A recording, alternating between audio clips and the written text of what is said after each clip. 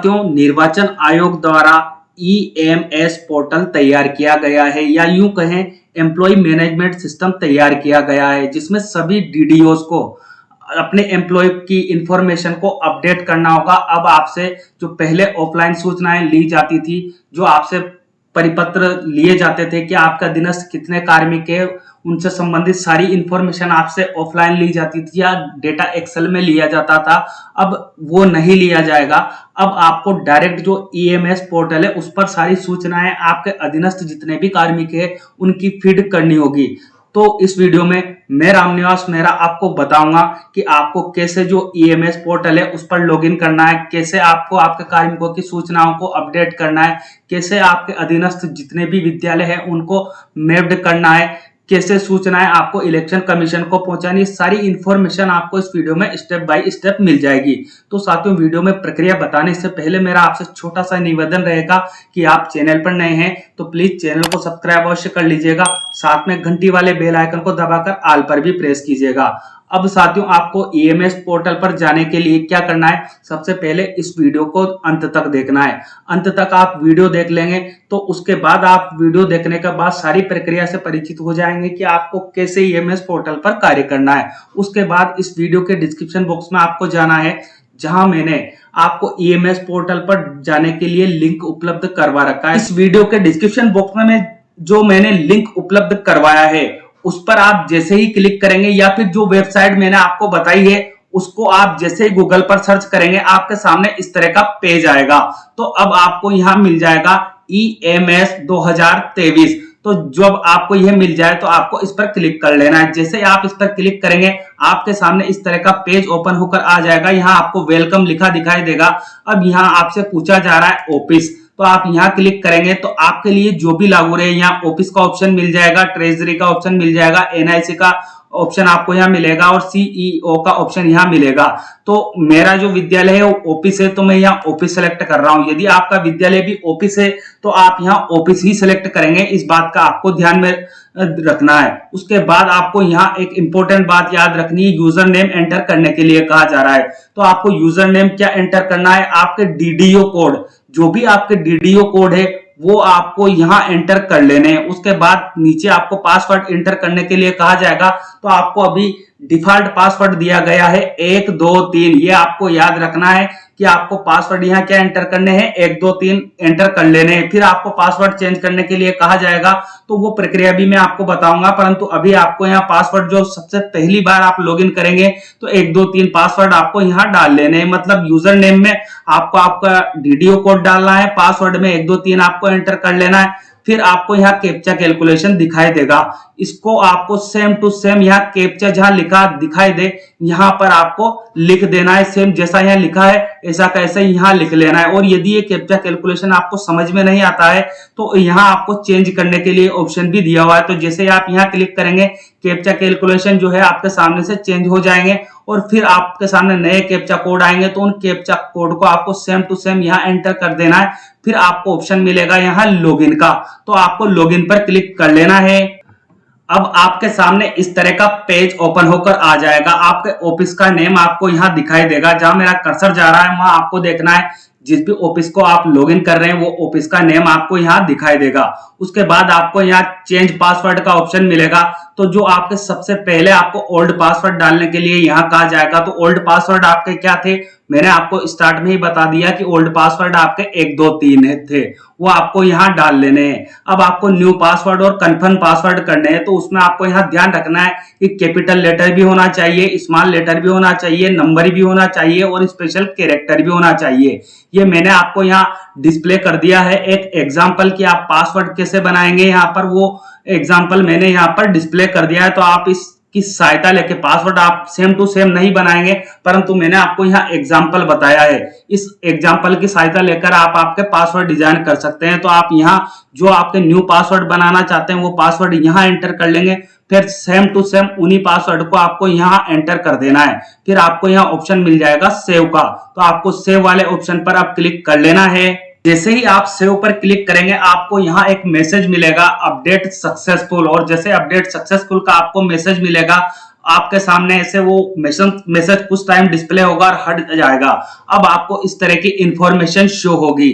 तो यहाँ पर आपको आपके ऑफिस की इंफॉर्मेशन यहाँ शो होगी, एडमिन डिपार्टमेंट आपको यहाँ शो हो जाएगा, आपके स्कूल का जो भी आपने शाला दर्पण पर मैप कर रखा वो एडमिन डिपार्टमेंट आपको यहाँ शो होगा, और डिपार्टमेंट कौन सा है वो भी आपको यहाँ शो हो जाएगा। ट्रेजरी आपकी कहाँ लगती है वो यहाँ शो होगी, ट्रेजरी डिस्ट्रिक्ट आपको यहाँ शो हो जाएगा, तहसील आपको यहाँ शो होगी, असेंबली आपकी आपको यहाँ शो हो जाएगी। अब आपके अंडर में एम्प्लॉय कितने हैं वो आपको यहाँ शो हो जाएगा। स्टेटस आपको देखना है तो यहाँ पेंडिंग में जितने एम्प्लॉय अभी हमने कोई कार्य किया नहीं है, अगर आप एम्प्लॉय को अपडेट कर देंगे तो आपको यहाँ दिखाई जो पेंडिंग दिखाई दे रहे हैं, जैसे मेरे 26 एम्प्लॉय है, 26 एम्प्लॉय पर अभी हमने कुछ भी उनका अपडेट नहीं किया है तो 26 के 26 ही दिखाई दे रहे हैं। परंतु जब आप उन्हें कंप्लीट करेंगे तो आपको यहाँ कंप्लीट में यहाँ जो 0 दिखाई दे रहा है वो संख्या आपकी यहाँ दिखाई देगी। जैसे आपको यहाँ 26 पेंडिंग है तो 26 ही आपके कंप्लीट हो जाने चाहिए। उसके बाद आपने फ्रीज कर दिया है डेटा तो फ्रीज डेट आपको यहाँ डिस्प्ले होगी। अब ट्रांसफर इन हुआ होगा, यदि आपके विद्यालय में किसी अदर एम्प्लॉय को आप ट्रांसफर करके लाए हैं तो वो आपको यहाँ डिस्प्ले होगा। ट्रांसफर आउट, यदि आपके विद्यालय से किसी कार्मिक का ट्रांसफर हुआ है तो वो संख्या आपको यहाँ डिस्प्ले हो जाएगी। उसके बाद हम नीचे की ओर आएंगे तो आपके यहाँ मेल फीमेल की इंफॉर्मेशन आपको शो होगी। मेल कितने हैं वो आपको यहाँ दिखाए जाएंगे, जैसे मेरे विद्यालय के केस में 24 दिखाए जा रहे हैं, और फीमेल कितनी है 2 है तो वो यहाँ डिस्प्ले हो जाएगी। उसके बाद गजेटेड और नॉन गजेटेड कितने कार्मिक है वो इंफॉर्मेशन आपको यहाँ डिस्प्ले होगी। मतलब जो गजेटेड है वो ऊपर दिखाई देंगे, नॉन गजेटेड आपके विद्यालय में कितने हैं वो इंफॉर्मेशन आपको यहाँ शो हो जाएगी। अदर इंफॉर्मेशन में आपको यहाँ मिलेगा बीएलओ की संख्या, आपके जो अंडर में कर्मचारी है कितनी है वो संख्या आपको यहाँ डिस्प्ले हो जाएगी। होम गार्ड यदि होगा तो वो संख्या यहाँ डिस्प्ले होगी। और एम्प्लॉय सीरियसफुल यदि कोई है तो वो जब आप यहाँ एम्प्लॉय की इंफॉर्मेशन आगे अपडेट करेंगे तो यहाँ पैनल पर वो अपडेटिंग दिखाई देगी। ये आपका होम ट्रस्ट है, इलेक्शन कमीशन 2023 जो चला है जो है उसका ये होम ट्रस्ट आपको दिखाया जा रहा है। तो ये जब आप अपडेट करेंगे सूचनाएं तो ये यहाँ ऑटोमेटिकली सूचनाएं अपडेट आपको दिखाई देगी। अब आपको सबसे पहले करना क्या है वो चीज हम देखते हैं। सबसे पहले आपको ऑफिस को अपडेट करना होगा, तो आपको यहाँ दिया हुआ है ऑफिस अपडेट का ऑप्शन, तो आप इस पर क्लिक कर लीजिएगा। तो आप जैसे ही ऑफिस अपडेट पर क्लिक करेंगे एक बार पोर्टल आपको लॉग आउट करेगा। जैसा कि पेज मुझे डिस्प्ले हो रहा है ऐसा पेज आपके सामने फिर डिस्प्ले होगा। तो अब आपको यहाँ क्या करना है, यूजर नेम डालना है। यूजर नेम वही आपके डीडीओ कोड रहेंगे। उसके बाद पासवर्ड आपको यहाँ एंटर करने के लिए कहा जाएगा। तो जो भी पासवर्ड आपने अभी नए डिजाइन किए हैं, पुराने जो डिफॉल्ट पासवर्ड आपके 1 2 3 थे परंतु अब आपने नए पासवर्ड डिजाइन कर लिए हैं तो वो पासवर्ड आपको यहाँ एंटर कर लेने हैं जो नए पासवर्ड आपने डिजाइन किए हैं वो वाले। उसके बाद ये कैप्चा कैलकुलेशन यहाँ आपको दिखाई दे रहा है, इसको सेम टू सेम यहाँ एंटर कर लेना है। फिर आपको ऑप्शन मिलेगा लॉगिन का, तो आप लॉगिन पर क्लिक कर लीजिएगा। अब आप जैसे ही लॉगिन होंगे फिर से आपके सामने इस तरह की इंफॉर्मेशन खुलकर आ जाएगी। तो अब आपको यहाँ क्लिक करना है ऑफिस अपडेट पर। तो जैसे ही आप ऑफिस अपडेट पर क्लिक करेंगे आपके सामने इस तरह की इंफॉर्मेशन खुलकर आएगी। तो ऑफिस आईडी आपकी क्या है वो यहाँ दिखाई देगी। हालांकि सुरक्षा कारणों से साथियों मैंने यहाँ कुछ ब्लर कर दिया है, परंतु आप जब कार्य करेंगे तो आपको आपकी ऑफिस आईडी यहाँ दिखाई देगी, आपके डीडीओ कोड यहाँ दिखाई देंगे, कार्यालय का नेम आपको यहाँ दिखाई देगा, आपके कार्यालय का नेम हिंदी में आपको यहाँ दिखाई देगा, डीडीओ का नेम आपको हिंदी में यहाँ दिखाई देगा। उसके बाद मोबाइल नंबर आपके डीडीओ के यहाँ दिखाई देंगे और ईमेल आईडी आपको यहाँ दिखाई देगी। स्थान आपको यहाँ दिखाई देगा, रूरल है अर्बन है जो भी आपका विद्यालय जिस स्तर में है वो आपको यहाँ दिखाई दे जाएगा। उसके बाद जिला आपको यहाँ डिस्प्ले हो जाएगा, तहसील डिस्प्ले होगी, कोष कार्यालय डिस्प्ले हो जाएगा, विधानसभा क्षेत्र डिस्प्ले होगा आपको यहाँ, और उसके बाद मुख्य विभाग डिस्प्ले हो जाएगा और उप विभाग डिस्प्ले हो जाएगा। आपको इन सूचनाओं को चेक करना है। आप डीडीओ कोड में और ऑफिस आईडी में चेंजेस नहीं कर सकते हैं परंतु बाकी सभी इंफॉर्मेशन में चेंजेस कर सकते हैं। तो आपको जहां भी इंफॉर्मेशन गलत लगती है आप उस इंफॉर्मेशन को सबसे पहले यहाँ अपडेट कीजिएगा, मतलब उसे सही कीजिएगा। उसके बाद जब आप सारी इंफॉर्मेशन सही कर लेंगे तो आपको यहाँ एक सबमिट का बटन मिलेगा। इस सबमिट वाले बटन पर अब आपको क्लिक कर लेना है। जैसे ही आप सबमिट पर क्लिक करेंगे आपके सामने इस तरह का डायलॉग बॉक्स आ जाएगा, office update, do you want to update office. तो आपको जो यहाँ अपडेट का ऑप्शन मिलेगा, इस अपडेट वाले ऑप्शन पर क्लिक कर लेना है। जैसे ही आप यहाँ क्लिक करेंगे इस तरह प्रोसेस होगी और आपको यहाँ दिखाया जाएगा office update, your office data updated का डायलॉग बॉक्स आपको यहाँ मिल जाएगा। अब जैसे ही आप आपके ऑफिस को अपडेट कर लेंगे, आपके सामने यहाँ दूसरा ऑप्शन एक्टिव हो जाएगा, स्कूल मैपिंग वाला ऑप्शन आपके सामने ऑप्शन ऑटोमेटिकली अब डिस्प्ले होने लगेगा। तो अब आपको दूसरे चरण में स्कूल की मैपिंग करनी है, तो आपको यहाँ क्लिक कर लेना है। जैसे ही आप यहाँ क्लिक करेंगे, अब आपको यहाँ 3 ऑप्शन दिखाई देंगे, तो तीनों ऑप्शन पर आपको कैसे कार्य करना है ये साथियों यहाँ इंपॉर्टेंट हो जाता है। सबसे पहला जो ऑप्शन आपको मिलेगा यहाँ, आवर डीडीओ मैप्ड ऑफिस, आपके डीडीओ के अंडर में कितने ऑफिस है उसकी इंफॉर्मेशन आप यहाँ क्लिक करके देख सकते हैं और उन्हें अपडेट भी कर सकते हैं। वो प्रक्रिया मैं अभी आपको बताऊंगा। तो सबसे पहला ऑप्शन तो आपको यहाँ ये मिल जाएगा। उसके बाद ऑफिस नॉट मैप्ड, ऐसे ऑफिस जो किसी के साथ मैप्ड नहीं है उनकी इंफॉर्मेशन आपको यहाँ डिस्प्ले होगी।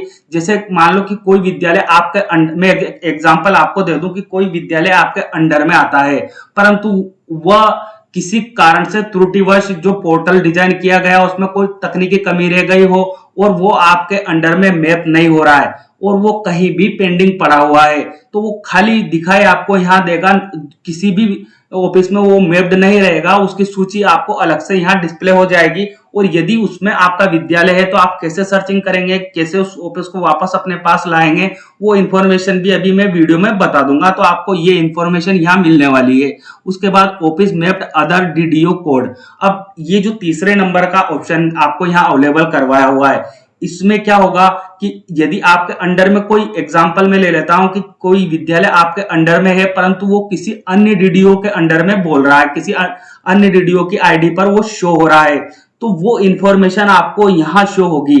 तो आप अगर आपका विद्यालय ऐसा है या आपका अंडर में जो विद्यालय है वो किसी अन्य डीडीओ के पास बोल रहा है, तो वो सूची आप यहां से देखेंगे। फिर आप उस संबंधित डीडीओ से कांटेक्ट करेंगे, वहां से उस ऑफिस को अनमैप्ड करवाएंगे। फिर आप वो जो ऑफिस है वो यहाँ पर आ जाएगा, ऑफिस नॉट मैप्ड की सूची में आ जाएगा और फिर आप उसे अपने अंडर में मैप्ड कर सकते हैं। तो तीनों बिंदुओं पर मैं आपको कार्य करके बताऊंगा, तो आपको वीडियो को बिना स्किप किए पूरा अवश्य देखना है। सबसे पहला जो ऑप्शन है आवर डीडीओ मैप्ड ऑफिस, तो आपको इस पर क्लिक करना है। आपके अंडर में कितने ऑफिस आते हैं या कितने विद्यालय आते हैं वो इंफॉर्मेशन आपको यहाँ से शो हो जाएगी, तो आपको यहाँ क्लिक कर लेना है।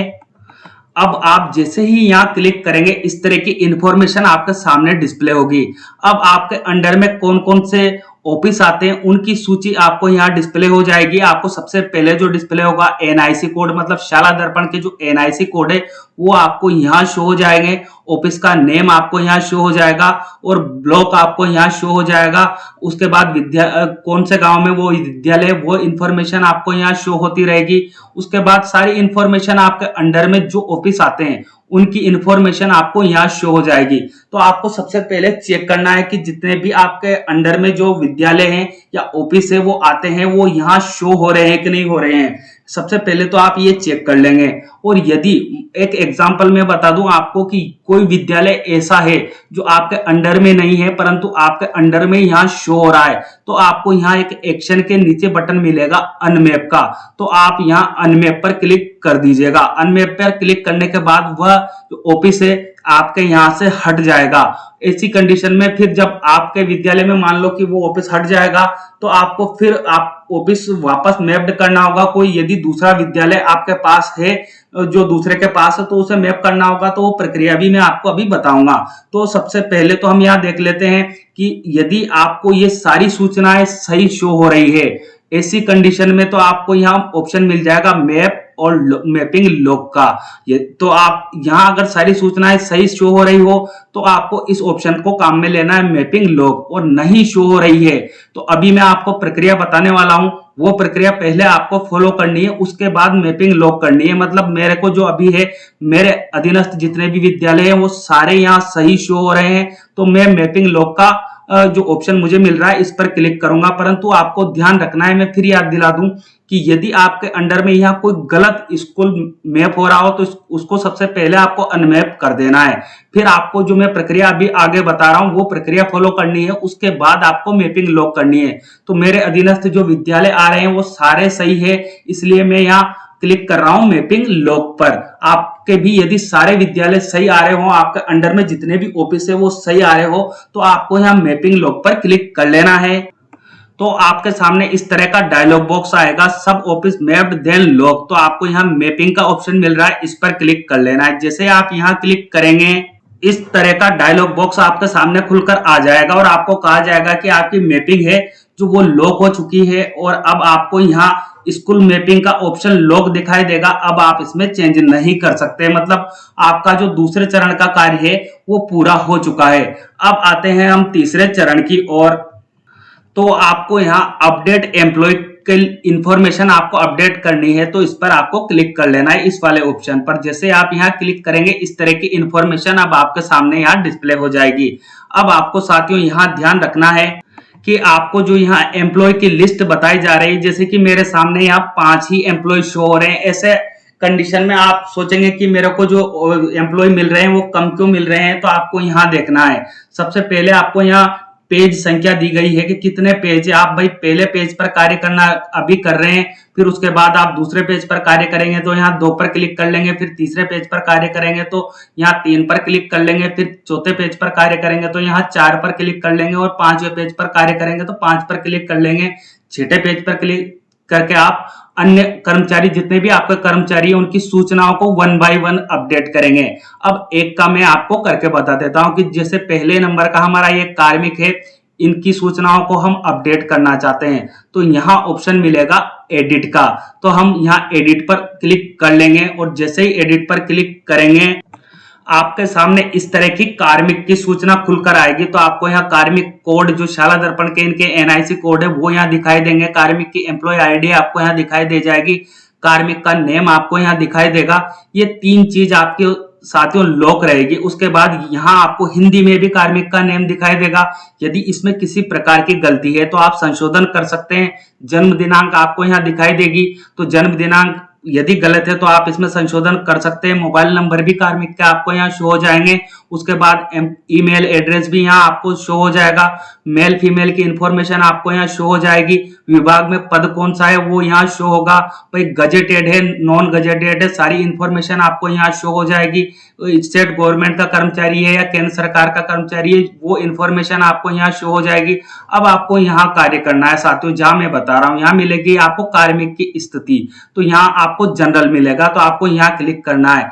यदि आपका कार्मिक पूरी तरह से स्वस्थ है, स्कूल में आ रहा है, सब कुछ ठीक है, तो आप यहाँ जनरल पर क्लिक करेंगे। यदि मेडिकल पर आपका कार्मिक है तो आप मेडिकल यहाँ से सिलेक्ट कर लेंगे। यदि वो कार्मिक लीव पर चल रहा है तो यहाँ लीव सेलेक्ट कर लेंगे। फिजिकली हैंडीकैप्ड है, किसी तरह से विकलांग है, तो आप ये वाला ऑप्शन यहाँ सेलेक्ट कर लेंगे। उसके बाद यदि इस कार्मिक को सस्पेंड किया गया है तो आप यहाँ सस्पेंड पर क्लिक कर लेंगे।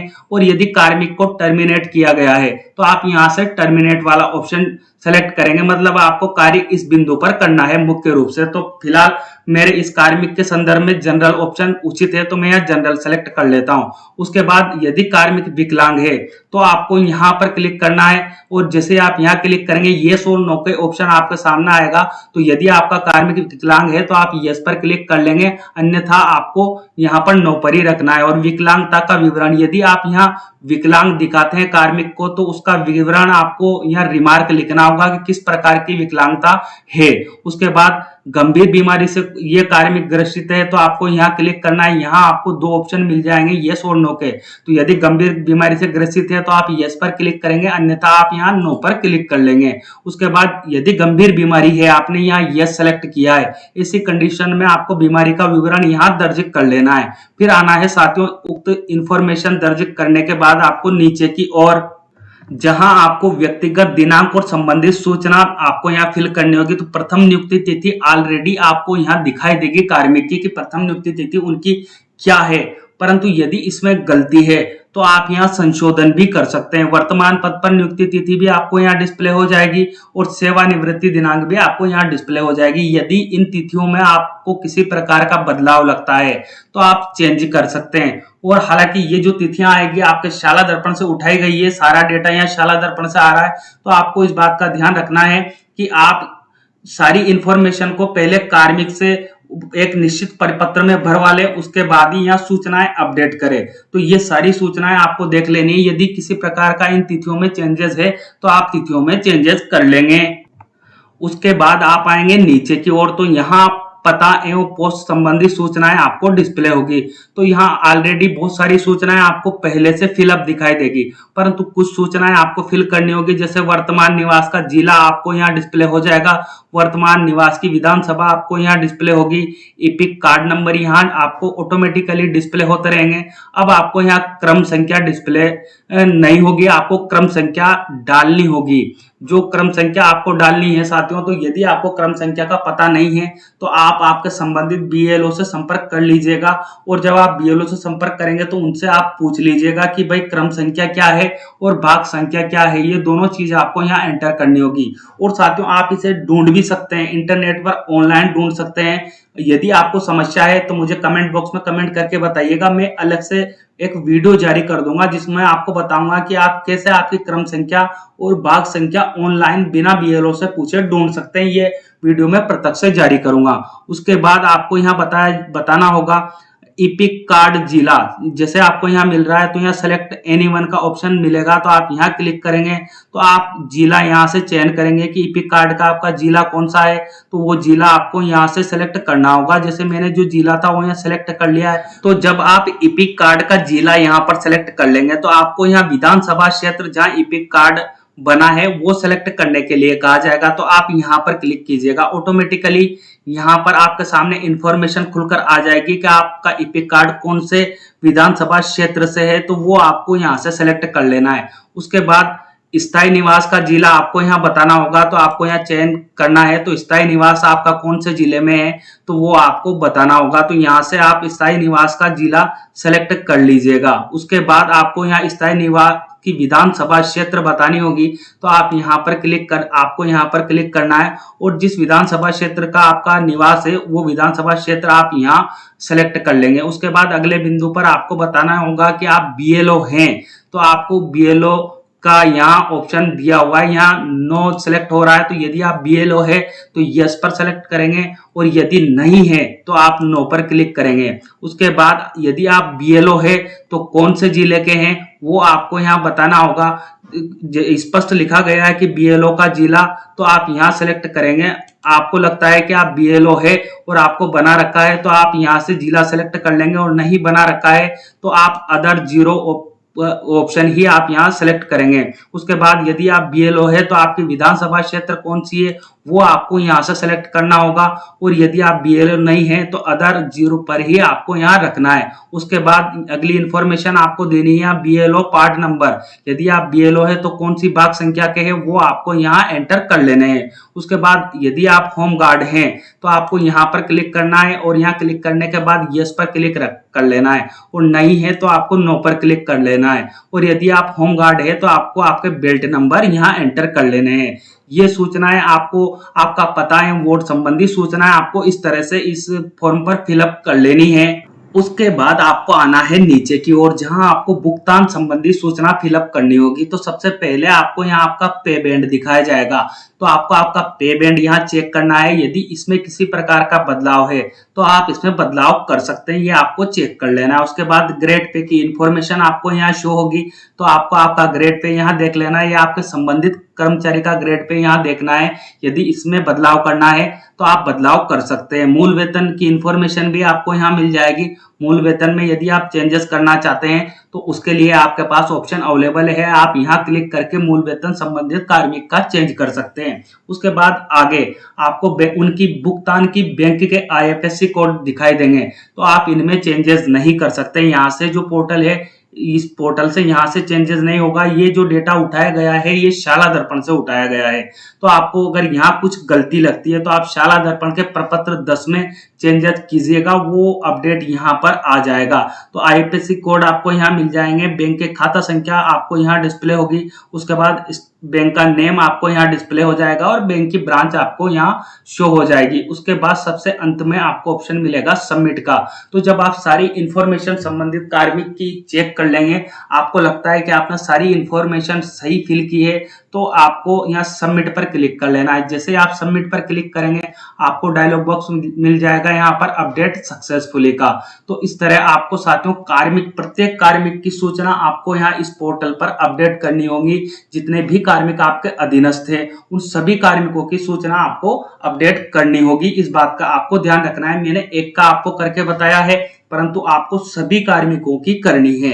अब बात करते हैं हम अगले बिंदु की ओर। हमने यहाँ देखा सबसे पहले कि ऑफिस को हमने अपडेट कर लिया है, स्कूल की मैपिंग हमने कर ली है, उसके बाद अपडेट एम्प्लॉय का ऑप्शन हमें मिल रहा था, इसकी सहायता लेकर हमने सभी कार्मिकों को अपडेट कर दिया है। उसके बाद आपको एक ऑप्शन यहाँ दिया हुआ है ट्रांसफर इन, मतलब कोई कार्मिक जो आपके विद्यालय में शो नहीं हो रहा हो और वो ट्रांसफर होकर आपके विद्यालय में आया हो, ऐसी कंडीशन में आपको क्या करना है, इस ऑप्शन पर क्लिक करना है। जैसे आप यहाँ क्लिक करेंगे आपके सामने इस तरह की इंफॉर्मेशन खुलकर आ जाएगी। तो अब आपको यहाँ पर सबसे पहले कहा जाएगा एनआईसी एम्प्लॉय आईडी, कर्मचारी की आपको यहाँ एनआईसी आईडी डालनी है या फिर उसकी एम्प्लॉय आईडी आपको यहाँ एंटर कर लेनी है। जैसे मैं एक एग्जांपल के रूप में आपको यहाँ दर्ज करके बता देता हूँ कि यहाँ कोई हम एम्प्लॉय आईडी डाल लेते हैं।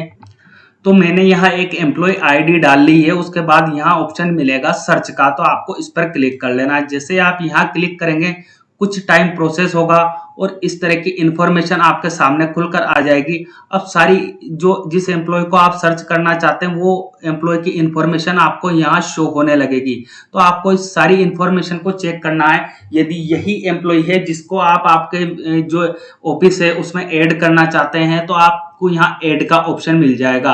तो आप यहाँ ऐड पर क्लिक कर लीजिएगा, ये कार्मिक आपके ऑफिस में ऐड हो जाएगा।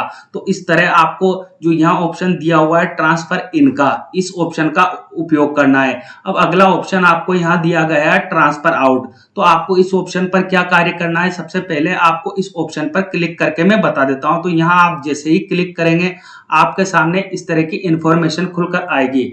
अब आपके विद्यालय से किसी भी कार्मिक का यदि ट्रांसफर हो गया है तो आपको इस बात को ध्यान में रखना है कि जिसका भी ट्रांसफर हुआ है यहाँ आपको दिखाई देगा ट्रांसफर के नीचे ऑप्शन ट्रांसफर। तो मान लो कि मैं एग्जांपल के रूप में बता दूं आपको कि इस संबंधित कार्मिक का मेरे विद्यालय से ट्रांसफर या मेरे ऑफिस से ट्रांसफर हो गया है, तो आप यहाँ ट्रांसफर पर क्लिक कर देंगे और जैसे ट्रांसफर पर क्लिक करेंगे आपके सामने डायलॉग बॉक्स आएगा, are you sure you want to transfer, तो आपको ओके कर देना है। ये कार्मिक आपके विद्यालय से हट जाएगा।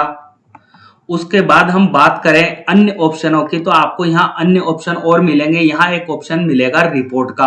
तो जब आप सारा कार्य पूर्ण कर लेंगे तो आपकी रिपोर्ट को यहाँ से देखेंगे।